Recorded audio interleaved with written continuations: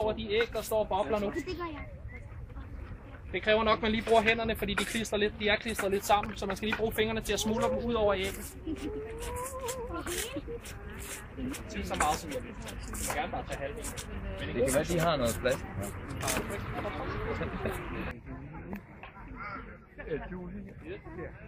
Ikke for meget, ikke for lidt.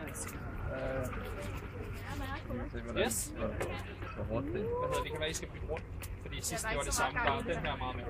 Så hvis man lige bytter en gang, så er det færdigt. Skal vi bare bruge det i?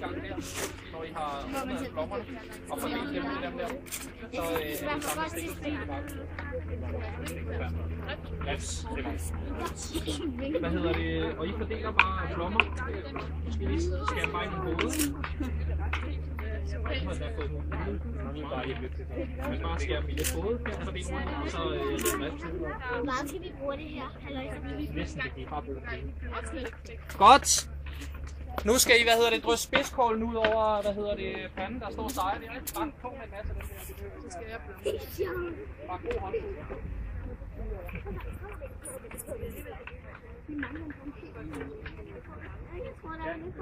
Jo, det er bare på med det. Så drysser I spidskålen ud over panden. Kom på med alle de der korn der, de er ikke farlige. Kom på med panden. Der kommer spidskål ud over her. Yes. Dæk den med spidskål. Super. På med spidskålen. Så tager I den vinaigrette, der er i den anden sutteflaske. Det er en dressing, der er lavet med sennep fra Bornholm, koldbrændt rapsolie og lidt æbleeddike, som er lidt sød i det. Den drypper I lige en god dryp hele vejen ud over. Ikke for meget, bare en god dryp frem og tilbage ud over. Sådan der. Yes, sådan. Også den anden.